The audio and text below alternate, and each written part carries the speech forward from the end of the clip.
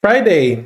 If you guys are watching this video, happy Friday to you, happy Friday to me. It's going to be a good day. Okay? Lagi na natin umpisahan yon ng ganon na it's going to be a good day hanggang sa makahanap ako ng intro na pwede ko sabihin sa inyo. Itong video na to, sinubukan ko magkaroon ng structure. So, nagsulat ako dito. Tingnan natin kung saan to pupunta.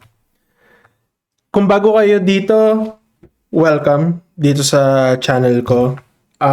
Random rumblings lang sa mga video ko, pero sana may matutunan naman kayo and makarelate naman kayo kahit papano. Nag-share ako dito ng mga struggles ko, ano yung mga dapat kong gawin, ano yung mga tamang gawin. Life experiences lang din. So, welcome. 3 weeks ago, kung bago kayo sa channel na to, na-laid off ako sa job ko. Hindi ko alam kung anong gagawin ko. First time nangyari sa akin yun, litong-lito ako.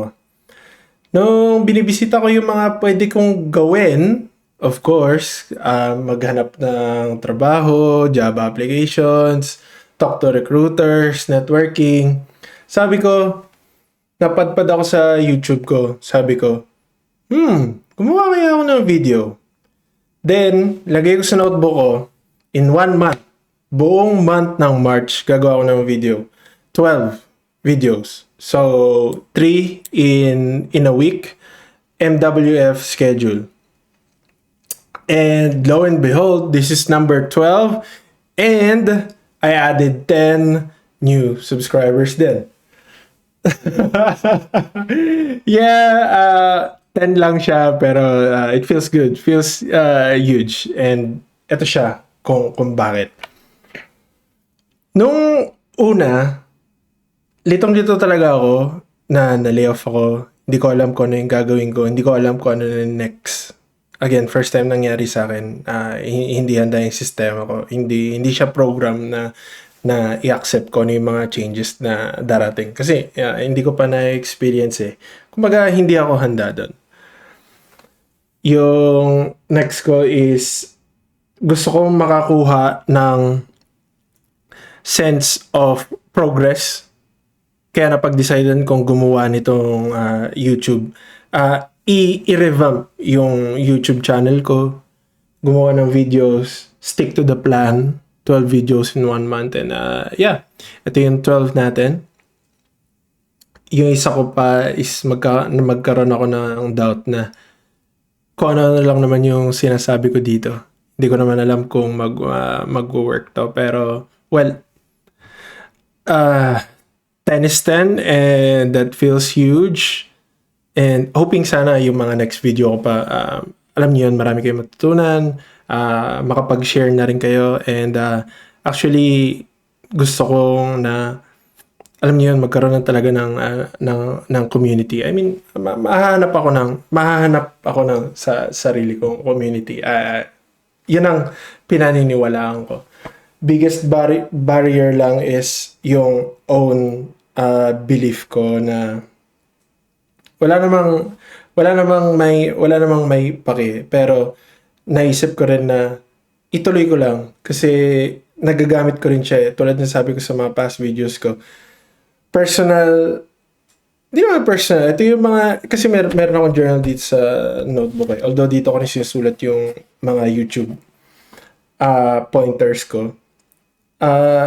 Ano rin to eh, reflection din. Nakakatulong din talaga sa akin na meron akong ganitong online journal except dito sa mga notebooks ko. Okay. Yung next natin, kung ba't ako nag-stick sa 12 videos ko, tulad ng sabi ko, gusto ko talaga ng magkaroon ng progress. And doon pa lang sa unang video, nasabi ko, baka walang manood. Well, meron. At meron ding mga nag-comment, good luck, all the best.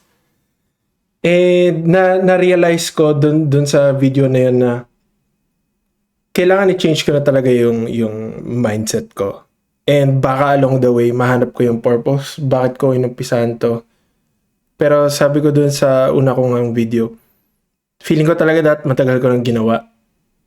Alam ko yung mga gusto ko gawin randomly, pero feeling ko dapat matagal ko nang ginawa. Matagal ko na dapat tong sinishare din sa inyo. May kailangan lang talagang, well, may nangyaring hindi maganda para matuloy yun. Pero so far so good. Happy naman ako, and this is progress. Progress nonetheless. Nakakatuwa lang din na mag-produce ng mga ganitong videos kahit random lang. Feeling ko kung may makakapanood nito, I mean, kaya nyo rin gawin to, guys, feeling ko. Kahit na wala kayong parang structure na ganito. Ano lang to, guide.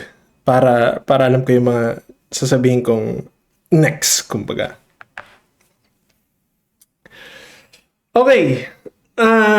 Yung next ko is mga honestly brutal lessons na natutunan ko dito sa pagiging patient ko sa paghanap ng work and dito sa pag-produce ko ng mga videos.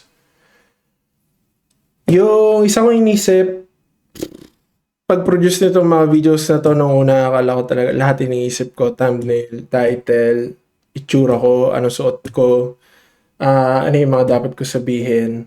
Pero, ewan ko, last 2 videos ko na walang structure, mas marami na nanonood. Hindi ko alam kung mas nakakatuwa yun o hindi. Pero susubukan ko magkaroon ng kumbaga salitan na merong structure, merong wala.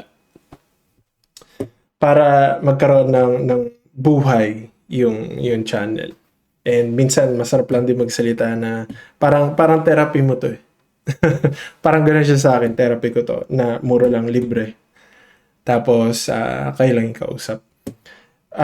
Yung next, akala ko yung magiging growth dito is linear. Ibig ko sabihin doon, pagka nag-produce ako ng videos na nag-produce, pareho lang yung makukuha kong outcome. Pero hindi. And yun yung na-accept ko. Tulad lang din sa paghanap ko ng work. May mga weeks na talagang wala. May mga weeks na meron. And dapat kong i-accept yon. Kailangan masabi ko na sistema ko na ganun talaga. Normal lang yon. Keep moving forward. Then, last is, kailangan mo lang talaga ng isang breakout moment. Kung i-relate ko to sa job hunting ko, syempre, wala pa. Wala ka pang breakout. Pero, may mga tao na magre-reach out sa'yo, tutulungan ka, magiging maayos ang lahat, mag-relax ka lang, makakuha ka rin ng interview. Tulad na sabi ko sa inyo, meron ako, ako tinatawag kong win to, kahit na culture fit pa lang siya. Titingnan pa lang nila kung paano ko mag-work, paano ko mag-isip, babagay ka ba sa team, babagay ka ba sa business. Yung tipong ganun.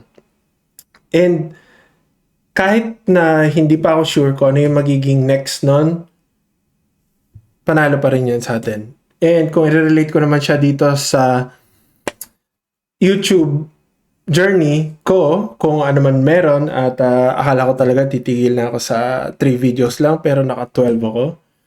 Positive yon na nakaka-energize na tira mo naman 1 month, 10 subs. Hindi katulad ng iba na sobrang bilis, pero a win is a win, 10 is 10.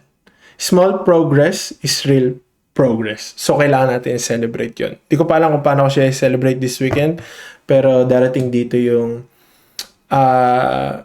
brother ko. So, tingnan natin. Bibisitahin nila ako. I-check nila ako. So, grateful ako sa kanila para sa gagawin nila. Yun! Masaya lang ako sa naging output ko this week. Ito yung 12. Nakakuha ko ng Culture Fit interview sa 2 out of nasa 120 job applications na yata ako. So, kung pinapanood nyo to, ito yung sign. Guys, ito talaga yung sign na kahit na hindi mo pa alam kung paano mo umpisahan, try mo lang umpisahan. Yung progress mo ba, hindi ganun kalaki, maliit lang, go. ito yung sign na sinasabi ko sa inyo na gawin mo lang, umpisahan mo lang. Lagi ka lang, yung power of one more mo. Yun din yung nagdala sa akin dito sa 12 video ko. And, tinan mo ko ngayon, eto, nagsiselebrate ako ng, nakadagdag ako ng 10 subscribers. Kasi, yung 10 na yon reminds me of consistency, authenticity, and alam mo yun, yung passion na nagmamatter, na yung mga natutunan ko, gusto ko i-share sa inyo. Yun yung one way of giving back to the community. Kesa yung mga hinahabol mong video na gusto mong mag-viral ka agad. Again, ginawa ko yun, ginawa namin yung magkakapatid, nakakapagod. Kaya ito, parang talagang reboot siya. Kaya yung playlist ko is titled Season 1 Reboot. The next year is Season 2. So, happy ako. Again, thank you, friends, sa inyo reaching plus 10 subs within 1 month. Masaya lang ako na umabot ako doon. And then, feeling ko dito na tayo mag-grow. Dahan-dahan na to. Masaya. Alam mo yun, nakakuha ka ng lakas sa loob mo. So, kung bago kayo dito, pwede nyo i-share to sa mama nyo. Pwede nyo i-share to sa kapatid nyo. Pwede nyo i-share to sa colleagues nyo. And doon na muna ngayon. See you in the next video.